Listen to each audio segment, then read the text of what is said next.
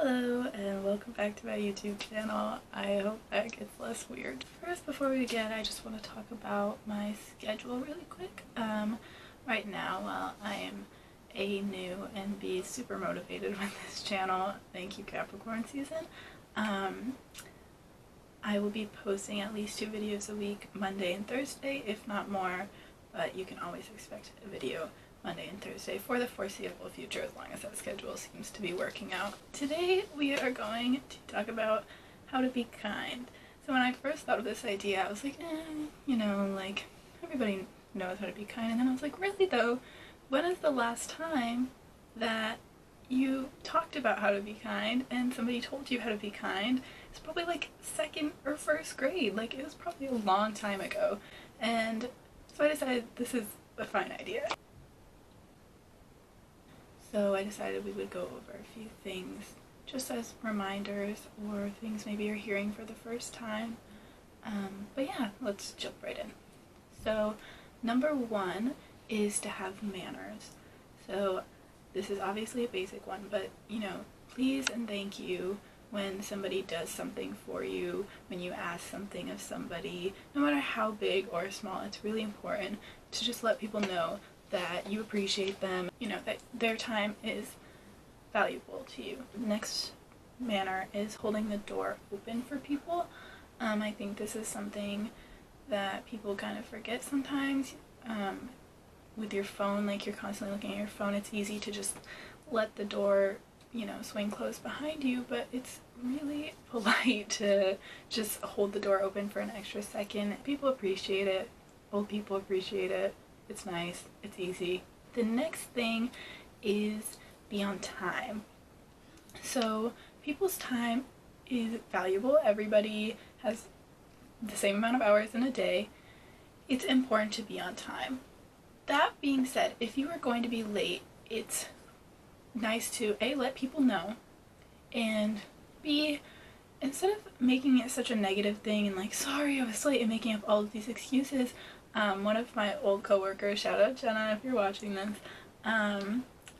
taught me that instead of saying sorry for being late, it's a lot more positive to say thank you for waiting for me. I love this. I think it's a lot better. Everybody has a life. Everybody, things happen. There's no reason to get so upset about being late. Again, just bring a little bit more positivity in there. Next thing is to share. I think that this one is one that kind of gets like lost now, because when you're younger it's easier, like, okay, yeah, you share your toys, you share your snack, that kind of thing. But now as like adults, sharing could be sharing a book that you read that was really, really good, sharing new music, sharing recipes, letting people borrow things, and it's nice to share without the expecting of being shared with in return. I don't know if that's the right way to say that. It's nice to share. Ask people how they are and really listen to their answer and really push for them to give you an honest answer. It's so easy to be like, how are you? Good. How are you? Like, no, like actually ask people how they're doing, and if it seems less than genuine when they say that they're good, ask them about it. Say, oh, are you sure? It doesn't sound like it, something to just like allow them to open up to you and for you to be there for them a little bit. And it allows you to also tell other people how you're doing, and it just opens a conversation for like honest feelings. I don't know. And the last part of manners is phone usage. So as a waitress, this is something that I experience a lot. Is I'll be taking people's orders or like at their table greeting them, and they'll just be on their phone ignoring me, and it's really one of my pet peeves. I just think it's so rude. Especially I see at coffee shops, people going up to the counter ordering their coffee while they're scrolling through their phone, and it's just like, it's so rude. People are serving you, pay attention to them. Same thing with when you're sitting down having a conversation with somebody or at lunch together.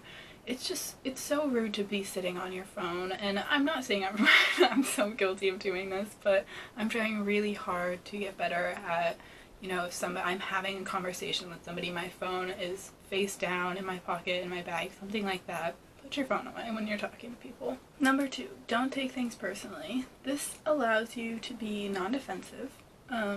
So if you are in an argument with somebody, or, you know, your significant other is telling you something that's bothering them, don't take those things personally.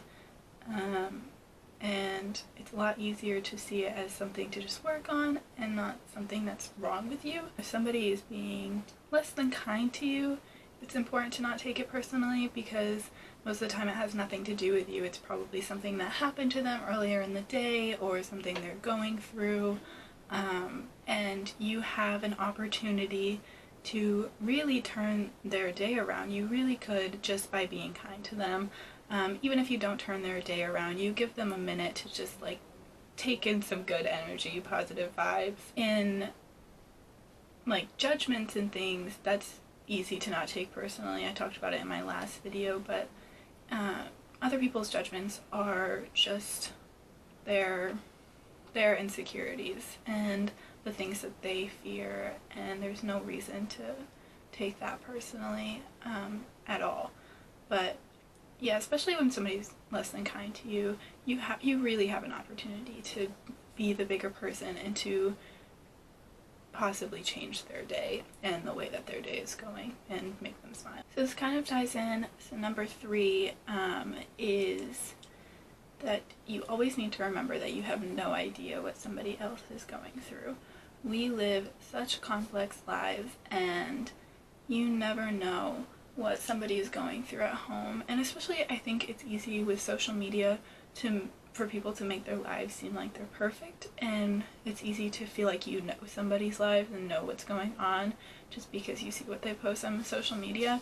But it's not true. We have no idea what anybody is going through at any given moment, and it's kind of like the last thing. It's hard to be super kind when you're going through something, but when somebody else is kind to you when you're going through something, it really does help, and it does make a difference. You're never going to have the space to be kind 24/7, but that doesn't mean that you don't want to be treated with kindness, and that you can treat other people with kindness when you're able to. Number 4 is to be gentle with yourself. My mom always says this thing, and it's first thought wrong. So it's when you think something negative, you have to remember that your first thoughts are what you're taught, your instincts, so they're not always going to be super kind, but you just have to be gentle and just take that thought and just change it a little bit to something positive, and just that small act will begin to change your perspective, and you'll begin to have kinder thoughts as your first thought. It's not helpful to sit there and scold yourself and say like, oh, I'm so mean, I'm awful, why would I think something like that? You don't have to believe every thought, and you have no, like, you do have control over your thoughts, but you don't have, like, 100% control, so you can't help it if a negative thought, something mean, something judgmental pops into your mind. Really what matters is, do you say those things? And changing them. Just something so simple as, you know, changing a judgment to a compliment, or you when you see something negative, thinking of something positive instead. But not everything we think is true, and that's really important when you are thinking about self-kindness, which brings me into number 5, which is self-love, which I believe is the key component to being a kind person. This is something that we never were taught at school, and we didn't talk about in school, at least not at my school. Self-love is it's like a medicine to be like to help you be kind to people, and this is something I didn't even realize until I had self-love. And then as I began to love myself and be more kind to myself, I realized I had all of this space, it almost is what it felt like, to give to other people. This is just where non-violence and kindness begins, is just constantly being kind to yourself, being friends with yourself, which is something I'm going to make an entire I don't know, so many videos about that because it's so important and it's so hard, and it's just the key component to being kind. It really is. You know, how you treat yourself is how you by default treat others. It's the same thing with the first thought wrong. When you're constantly judging yourself and being unkind to yourself, it's really easy for that to be your first thought for other people. So just self-love. Number 6 and 7 also go together. So number 6 is think before you react or speak. And number 7 is if you don't have anything nice to say, don't say it at all. It's important when you're in situations that you feel like you're being judged or something's making you angry. It's important to think, like, does this really need a reaction? And does the reaction that I am about to show really reflect how I'm feeling? Because I feel like a lot of times people, when they get like their feelings hurt, they respond with anger when really they're hurt, and there's no reason to respond with anger. So I think making sure that how you're responding reflects how you feel is a really important part of thinking before you do or speak. Another way to think about it is, how would I feel if somebody said this to me? If somebody said this to my best friend? If somebody said this to my mom? If somebody said this to my little sister? It's important to put these perspectives in your head, because when you are talking to somebody maybe who you don't particularly like, you should still be kind to them and show them the same kindness you would want anybody to show somebody you loved. I'm not saying all this stuff to say, like, don't stand up for yourself, because you should always stand up for yourself and stand up for what you believe in, but there are kind ways to do it, and you should always do it without putting other people down. There are plenty of ways to stand up for yourself without putting somebody else down in place of yourself. If you are not great at filtering and sometimes you say things that are less than kind or judgmental, is to immediately fix it. So if it comes out and you're like, shit, that's not what I meant to say, you say that. Tell people, like, oh my gosh, I can't believe I just said that, I'm sorry, and say something kind instead. I know it's hard to admit when you say something wrong, or it's hard to apologize, but that's part of being more kind, is when you say something that you didn't mean, you can't take it back, but you can fix it. You can say, sorry, that came out wrong, and say something in its place. It's always okay to apologize. Oh my fuck. Number 8 is listen to others. Listen to others without judgment, without defensiveness, listen without interrupting, listen and act, listen and support, believe people and validate them. Listening is hard to do sometimes because it is essentially absorbing other people's energies. So it's hard when people are sad. It's hard to take those energies in, but it's really important in making sure people feel heard and like they have somebody and like they're not alone. Especially people you love, you want to listen to them.